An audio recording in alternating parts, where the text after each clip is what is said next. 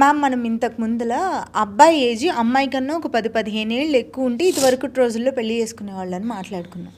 తర్వాత రోజుల్లో equal age groups పెళ్లి చేసుకుంటున్నారు. వాళ్ళ కంపాటబిలిటీస్ గురించి మాట్లాడుకున్నాం.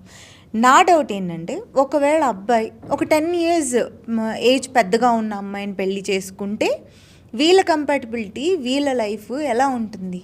ఈ ఏజ్ డిఫరెన్స్ మ్యారేజెస్ రూప అంటే లైక్ అమ్మాయి పెద్దది అబ్బాయి చిన్నాడు అనేది మన హిస్టరీలో కూడా ఉన్నాయి. May not be that 10-20 years age gap, కానీ మన హిస్టరీలో కానీ మన పురాణాల్లో కానీ ఆ ఏజ్ డిఫరెన్స్తో ఓల్డర్ విమెన్ స్టోరీస్ కూడా ఉన్నాయి. కానీ ఇప్పుడు నువ్వు చెప్పినట్టు ఇదివరకు ఎక్కువగా men use to be older than women, లేదా ఈక్వల్ ఏజెస్ అప్పట్లోనే జరిగినాయి కానీ తర్వాత ఎక్కువ జరిగినాయి. సో ఇప్పుడు మన సొసైటీలో చూసే వాళ్ళల్లో ఈ ఏజ్ గ్యాప్, నువ్వు అన్న టైప్ ఆఫ్ ఏజ్ గ్యాప్ అని మనం చూస్తూ ఉన్నాం. ఇప్పుడు నా ఆన్సర్ చాలామందికి నచ్చకపోవచ్చు రూప, ఎందుకంటే ఇప్పుడు నాకు కూడా 2 సైడ్స్ ఆఫ్ ద ఆన్సర్ ఉంది. ఇప్పుడు see that may be for or not, but ఇప్పుడు let me talk in support to the people who are into this relationship. అది ఎలాగంటే రూప, ఒక మ్యారేజ్ సక్సెస్ గురించి మాట్లాడేటప్పుడు ఏజ్ డిఫరెన్స్ ఒక్కదాన్ని బట్టి మనం డిటర్మైన్ చేయలేం. So age difference like in అమ్మాయి పెద్దది అబ్బాయి పెద్దాడు will alone not decide the success of the marriage. Emotional challenges గురించి కానీ, సోషల్ ఛాలెంజెస్ గురించి కానీ, కంపాటబుల్ ఇష్యూస్ గురించి కానీ, pros and cons of the marriage after the age పెరుగుతున్న కొద్దీ ఈ నెగిటివ్గా ఫేస్ చేయాల్సిన విషయాలు, పాజిటివ్గా తీసుకోవాల్సిన విషయాలు చాలా డిఫరెంట్గా ఉంటాయి. Unlike what you regularly see in the society, ఇక్కడ కొంచెం డిఫరెంట్గా చూడాల్సి వస్తుంది.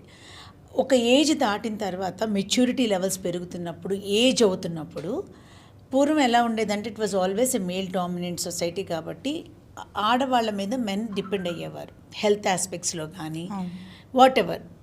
ఇప్పుడు ఏంటంటే అమ్మాయి ఓల్డర్ అవుతున్నప్పుడు the young boy gets slowly behind కదా.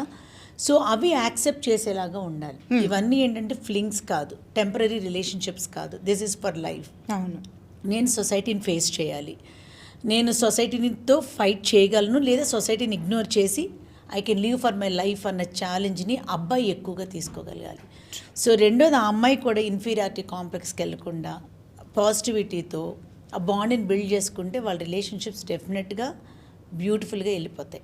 So now coming to the general part Roopa, ఇదివరకు కూడా ఎవరైనా ఇష్టపడి ఉండుండొచ్చు, ఏదైనా ఉండుండొచ్చు, కానీ మన సోషల్ మీడియా వైజ్గా కానీ మనకున్న అక్వైంటెన్స్లు కానీ మనకు తెలిసిన జనాలు కానీ చాలా లిమిటెడ్ సర్కిల్ ఉండి మనకి చాలా తక్కువగా తెలిసేది. ఇప్పుడు మనం వర్క్ చేస్తున్నాం, మన చుట్టూతో జరిగేవి ఎక్కువ తెలుస్తున్నాయి.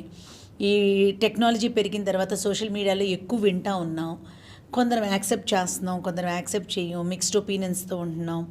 మనకెందుకు లేని మూవ్ ఆన్ అయిపోకుండా we attend and we judge, we make our own opinion, we discuss about it. ఇవన్నీ జరుగుతూ ఉన్నాయి. అవి ఎలా అయిపోయినాయి అంటే Roopa, that is encouraging the society to take individual opinions. So సొసైటీని ఫేస్ చేయడానికి ఎక్కువ మంది ప్రిపేర్డ్గా ఉండటం వల్ల ఇవన్నీ బయటకు వస్తున్నాయి. నాకు తెలిసినంత వరకు Roopa, there is nothing wrong as long as those 2 people accept the reality. వాళ్ళిద్దరూ ఇష్టపడటం ఒక్కటే కాదు, రియాలిటీని యాక్సెప్ట్ చేసి లైఫ్ని ముందు ఇలా ఉండబోతుందన్న ఒక ప్రాక్టికల్గా వాళ్ళు విజువలైజ్ చేసుకుని ముందుకెళ్ళిపోతే నథింగ్ రాంగ్ అన్నది నా ఒపీనియన్. ఎస్, నువ్వు అదర్ సైడ్ ఆఫ్ ద ఉంది చూడు రూప, అంటే నేను ఇలా ఎంకరేజ్ చేసి అందరూ ఇలా వెళ్ళిపోమని అన్నట్ల వెళ్ళే వాళ్ళ గురించి నేను మాట్లాడుతాను. దానిలో చాలా నెగిటివ్స్ ఉన్నాయి, చాలా ఇబ్బందులు ఉంటాయి, చాలా ఛాలెంజెస్ ఉంటాయి. నేను దాని గురించి మాట్లాడలా, నేను ఒక పాజిటివ్ యాంగిల్లో దీని గురించి తప్పు లేదు అని మాట్లాడుతాను. సో మనం చెప్పిన దాన్ని బట్టి వాళ్ళేమి స్టెప్ తీసుకోరు. ఆల్రెడీ స్టెప్ తీసుకోవాలనుకున్న వాళ్ళు ఎలా ఉంటే బాగుంటారు అనే సజెషన్ మాత్రమే ఇవ్వగలరు. వాళ్ళు ఇమోషనల్గా ఒకటైనప్పుడు రూప దేన్నైనా ఎదిరించాల్సి వస్తుంది. సిచ్యువేషన్స్ ఏ సిచ్యువేషన్స్ వాళ్ళని అలాంటి ఒక డెసిషన్కి డ్రాగ్ చేసినాయో మనకు తెలియదు. సో ఆటకాయతనంగా తీసుకున్న డెసిషన్స్ అని నేను అనుకోను.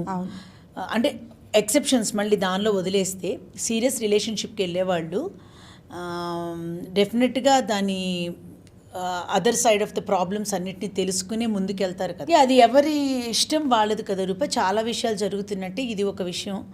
అది ఎవరి ఇష్టానుసారం వాళ్ళు డెసిషన్ తీసుకుని వాళ్ళ లైఫ్ని హ్యాండిల్ చేసుకోగలిగేటప్పుడు జడ్జి చేసే రైట్ రైట్స్ అసలు ఎవరికీ లేదు. లేదు. రైట్. సో ప్రతి రిలేషన్షిప్లోనూ హర్డిల్స్ ఉంటాయి Roopa. This is another type of hurdles. అంతే. You need to deal with it అంతే. ఝన్ ఝన్ ఝన్ తెలుగు వన్